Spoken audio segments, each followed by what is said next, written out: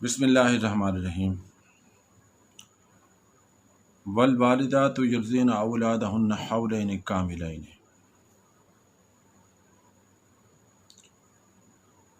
माएँ अपने बच्चों को 2 साल मुकम्मल दूध पिलाएं।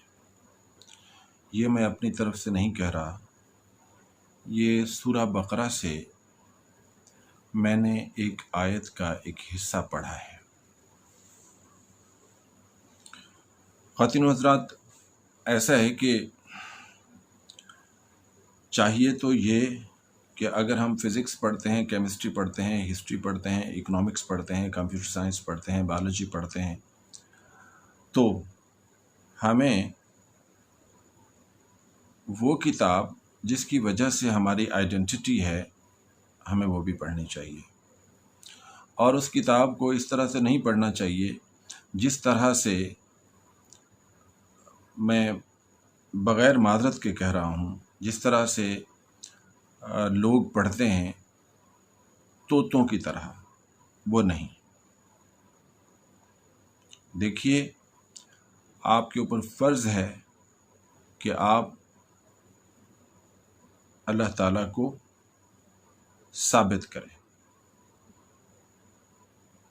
खैर, मैं इस डिस्कशन में नहीं जाता। पूरा कुरान पाक अगर तर्जुमे के साथ नहीं भी पढ़ते तो कम से कम सूरा बकरा अपने बच्चों को तर्जुमे के साथ पढ़ा दें। उसमें बहुत सारे मसाइल हैं। मिसाल के तौर पे, जब हैज़ की आयत आती हैं तो बच्चे जो हैं वो समझ जाते हैं। It is very much necessary कि बच्चों को बताया जाए। जब पाक और नापाक होने के बारे में जो आयत हैं वो आती हैं तो बच्चों को उसके बारे में पता चल जाता है। इसी तरह से सूरा बकरा में है कि वल वालिदातु युर्ज़िना औलादहुन्ना हौलैनि कामिलैनि, कि माएँ अपने बच्चों को दूध पिलाएं पूरे 2 साल। अब मुझे एक वाक़या याद आ गया कि एक दफ़ा हम एक कोच में ट्रैवल कर रहे थे, तो एक माँ ने कहा कि मेरा जो बच्चा है उसको रफ़ा हाजत का मसला है। खैर, ड्राइवर ने एक जगह पे बस रोकी, और जब बस रोकी तो बहुत सारे लोग, आपने देखा होगा कि बैठे होते हैं और सब्र करके बैठे होते हैं। जब वो एक माँ अपने बच्चों को लेके उतरी तो और भी उतरी, फिर और उतरी, और कई और भी उतरे, और हमारे जैसे भी उतर गए।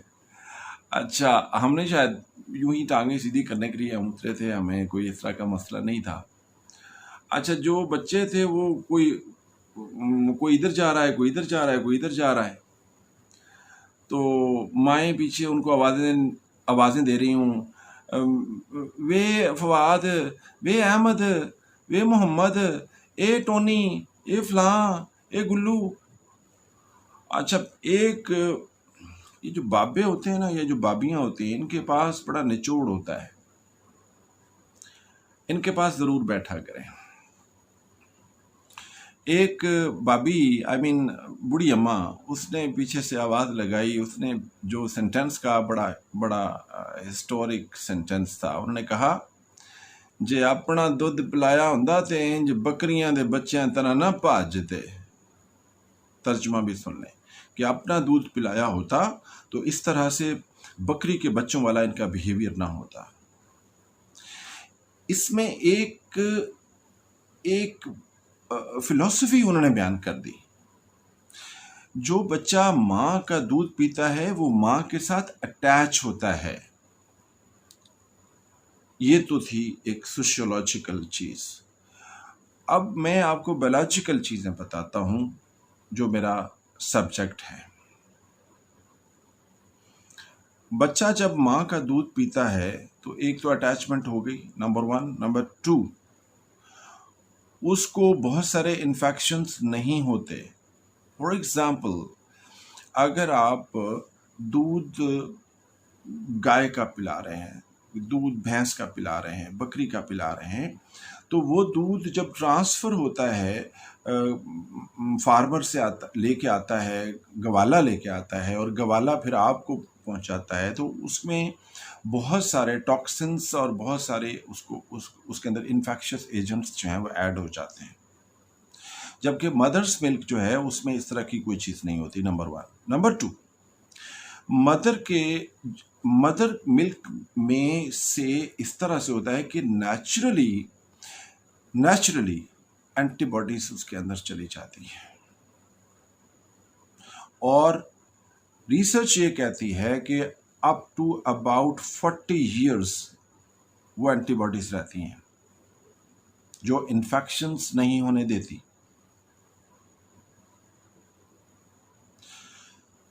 फिर हर स्पीशीज का जो मिल्क की कंपोजिशन है वो कुछ ना कुछ वेरी करती है। लिपिड्स का जो कंटेंट है वो वेरी करता है, जो प्रोटीन कंटेंट्स हैं वो वेरी करते हैं। अब अगर मदर का मिल्क है तो वो होमोसेपियन का मिल्क है, चाहे वो फॉस्टर मदर ही क्यों ना हो। जैसे अरब्स में एक था कि वो फॉस्टर मदर जो है वो दूध पिलाती थी, तो फॉस्टर मदर भी होमोसेपियंस है ना।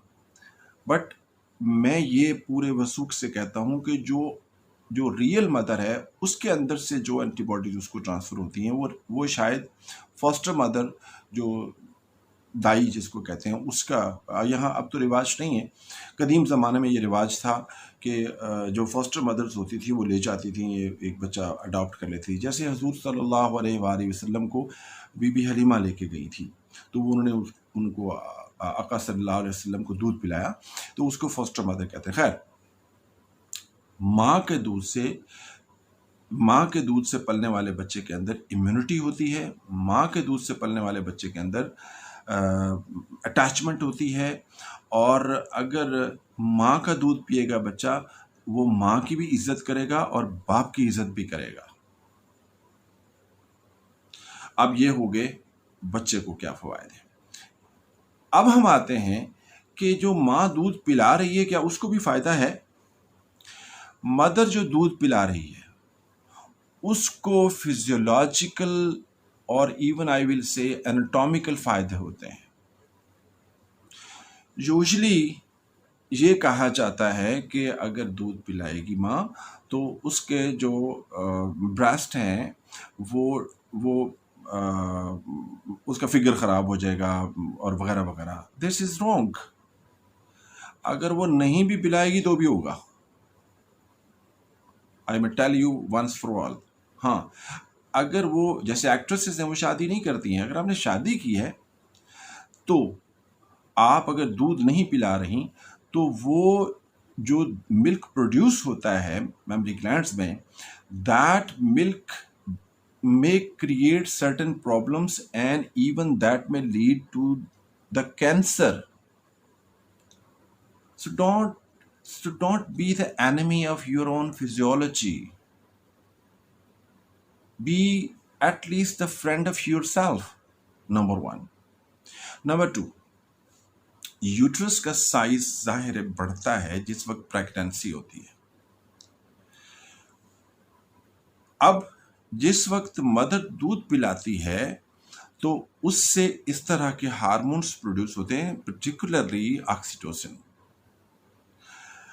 जो क्या करते हैं, प्रोस्टाग्लैंडिन्स भी प्रोड्यूस होते हैं वगैरह वगैरह। मैं इतनी उसकी टेक्निकेशंस में नहीं जाऊंगा। इस तरह के हार्मोन्स प्रोड्यूस होते हैं जो यूट्रस को के साइज को कम करते हैं। इसके अलावा सुन लें, जो बर्थ कैनाल है, जो वजाइनल कैनाल है, वो भी उसकी वजह से अपने वापस उस पोजीशन पे आती है जो प्रेगनेंसी के दौरान जो एनलार्ज होती है, और फिर पार्चुरेशन या डिलीवरी के दौरान बहुत ज़्यादा एनलार्ज होती है, वो भी अपने वापस एक्चुअल साइज पे आती है। So why do you think in such a way that you are thinking at least as an enemy for your own physiology?